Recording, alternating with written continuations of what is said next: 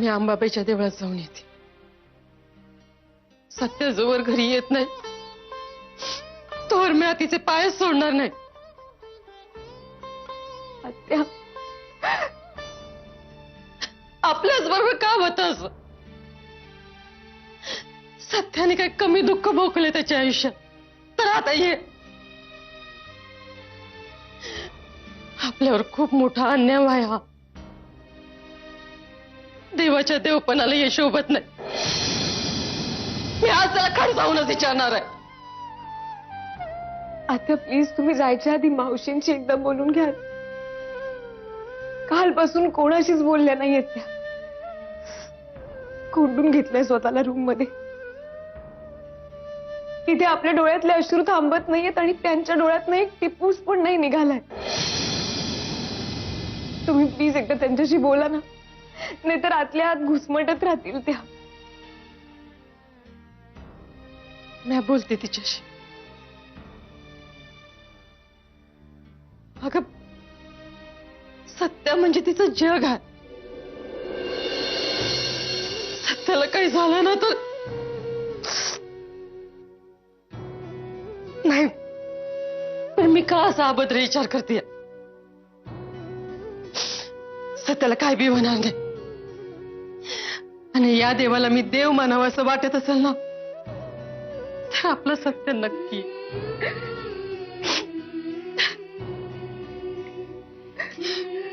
मी वहिनीकडे जाऊन येते.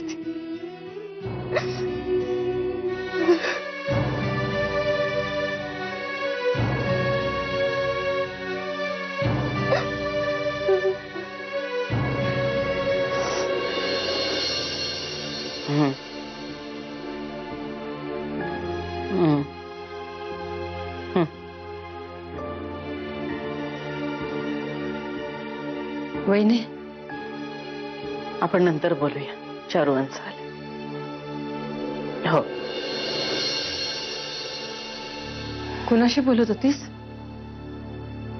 शिंदेबाईंचा फोन होता. त्यांनाही कळलं ऍक्सिडेंट बद्दल. विचारपूस करायला फोन केला होता त्यांनी. तुमचं काही काम होतं का? काम नाही, काम तसं काय नव्हतं. वहिनी, तू ठीक आहेस ना?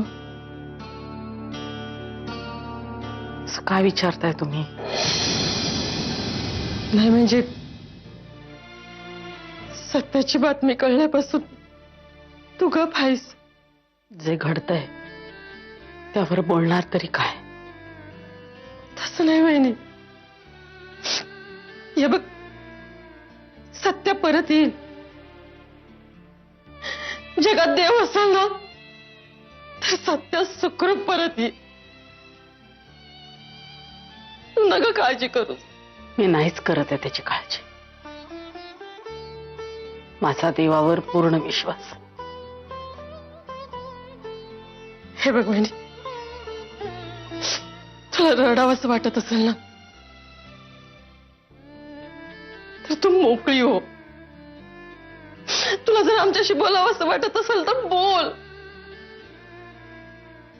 तुला एकलं राहावंसं वाटत असेल तर तसं सांग. पण वहिनी मोकळी हो. अशी आतल्या आत घुसमटू नकस. तुम्हाला कोणी सांगितलं माझी घुसमट होते म्हणून? सांगाय कशाला? मला दिसतंय ना. नाही तसं काही नाही.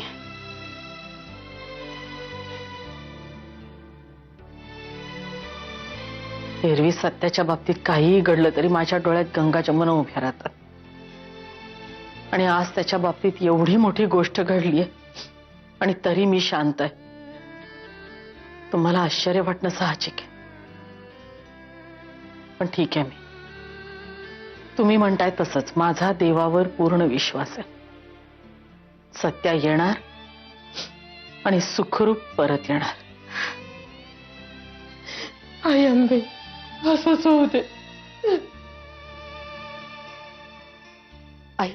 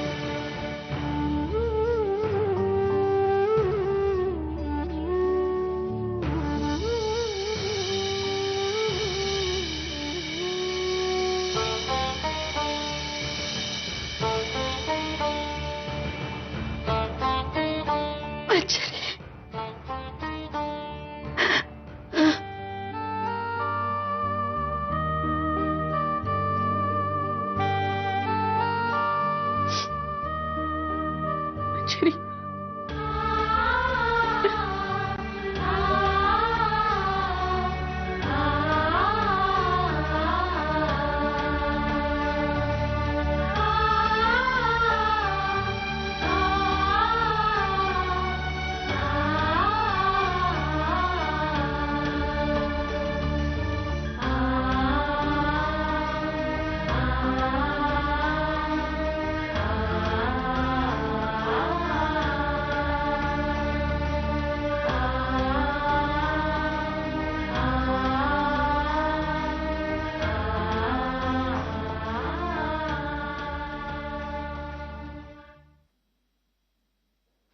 मंजिरी आली म्हणून वहिनी नाही म्हणजे रडली तरी, नाहीतर कालपासून नुसते पुतळ्यागत बसून होते.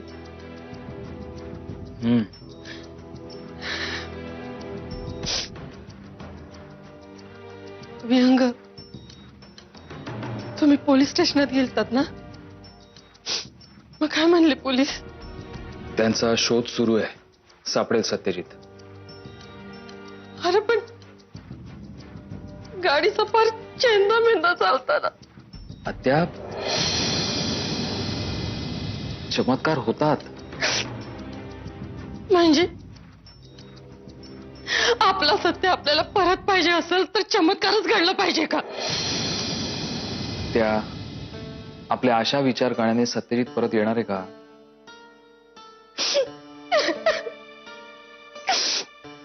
असल्या यातना देण्यापरीस देव सरळ मरणच का देत नाही? तुला प्लीज असं नका बोलू. माझा विश्वास आहे सत्यजित परत येईल. मी जरा घरी जाऊन येतो.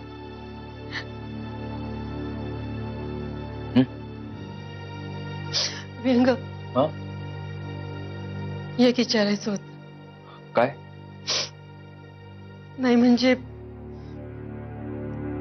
प्रियाकडे काही कळवलेलं नाही.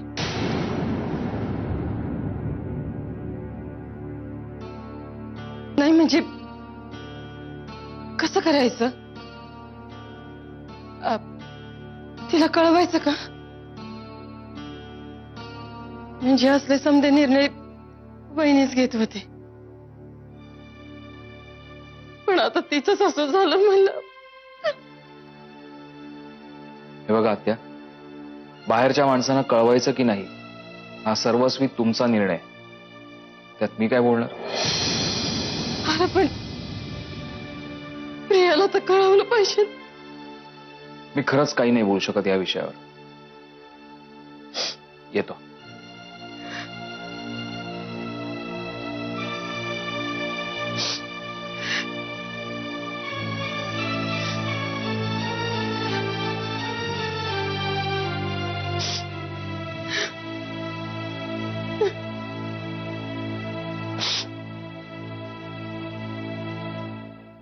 घरातल्या सगळ्यांना आश्चर्य वाटतंय.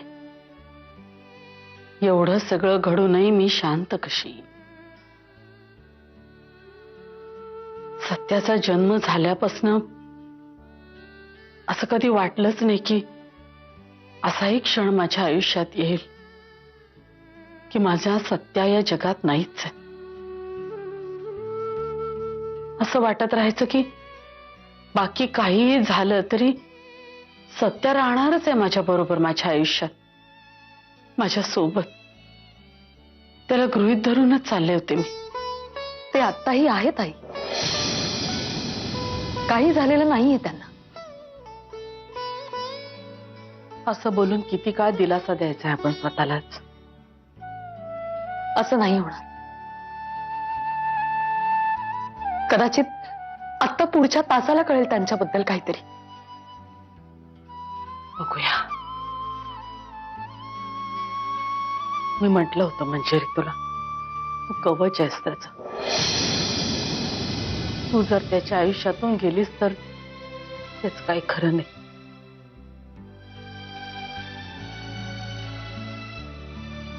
तेच झालं. असं नका बोलू आई, प्लीज. पण हेच खरं आहे ना बाळा. मी तुला दोष देत नाहीये ग, अजिबातच नाही. तुला जे योग्य वाटलं तेच तू केलं.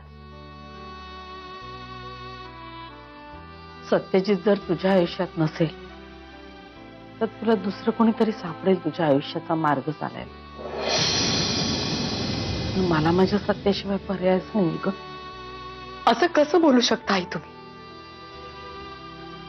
प्लीज असं नका बोलू. माझ्याही आयुष्यात त्यांच्या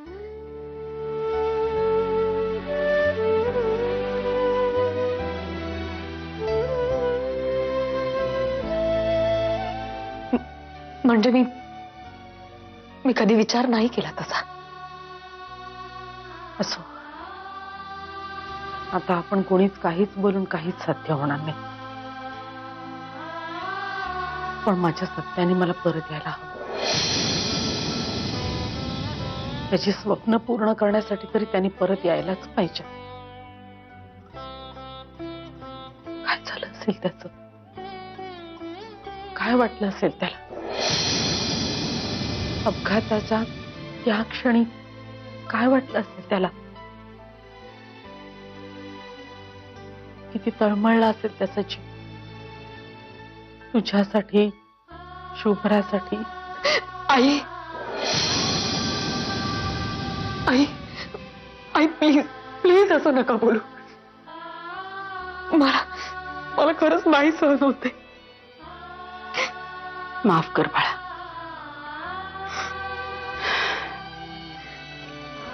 कोणासमोरच व्यक्त होता येत नव्हतं मला. तू आलीस आणि बांध फुटला.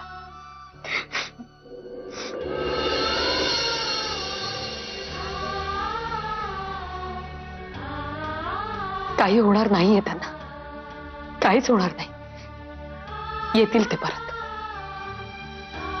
खूप गोष्टी अर्धवट सोडून गेलेत ते. त्यांना असं नाही जाता येणार.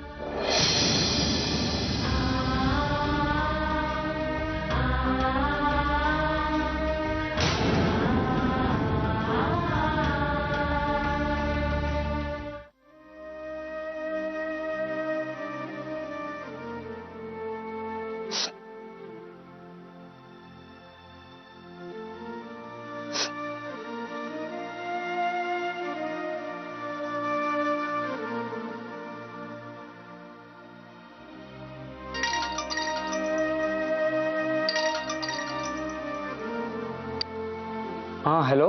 सुहासराव, मी आत्या बोलतेय. हाँ बोला आत्या. एक गोष्ट सांगायची होती म्हणून फोन केला. बोला ना. नाही पण त्या अगोदर मला तुम्हाला काहीतरी एक सांगायचंय. अहो कालच प्रियाची सोनोग्राफी झाली. बाळ एकदम मस्त आहे. हा आता प्रियाला थोडासा मॉर्निंग सिकनेस आहे पण मी तिच्याबरोबर 24 तास असतो त्यामुळे काळजी करायचं कारण नाही. सुहासराव, काय झालं आत्या? आत्या तुमचा आवाज असा का येतोय? आत्या अहो काय झालंय? मावशी. सत्याचा ऍक्सिडेंट झाला आणि त्याची गाडी दरीत कोसळली आणि सत्या.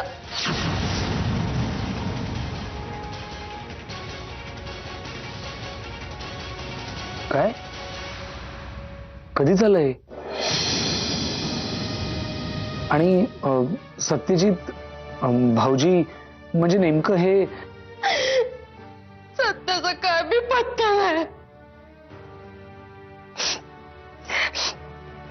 पोलीस शोधतायत त्याला. सत्या कुठं हाय काय की?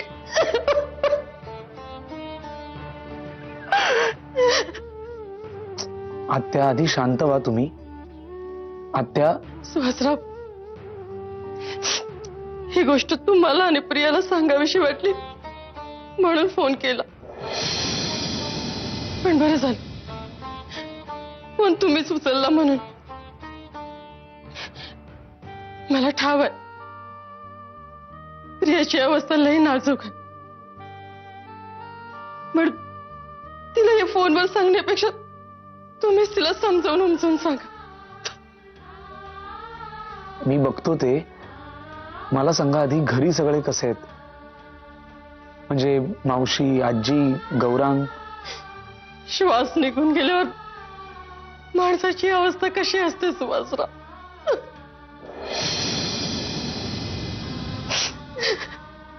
मी बोलतो प्रियाशी, तुम्ही काळजी घ्या.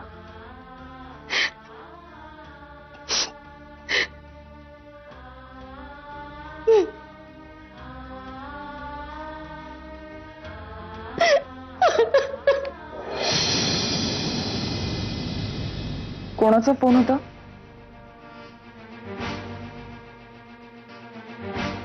अंकिता मावशीचा. तुझी चौकशी करायला फोन केला होता.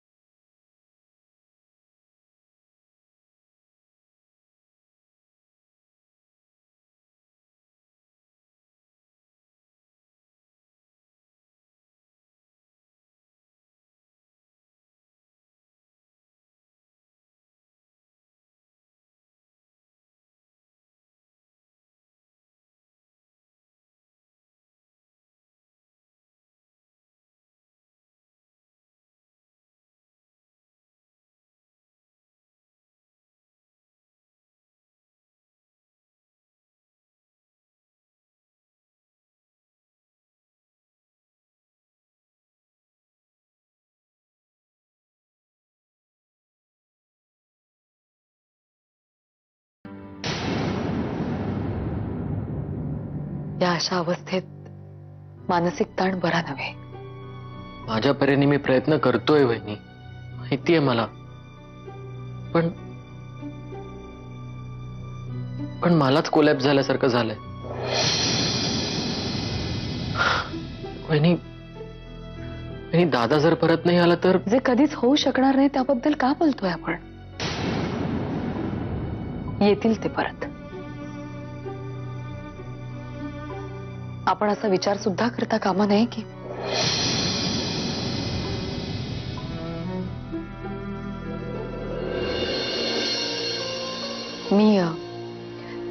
मी बाबांकडे जाऊन येते परत.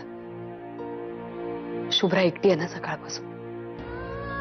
दुपारी येईन. मी घरीच आहे.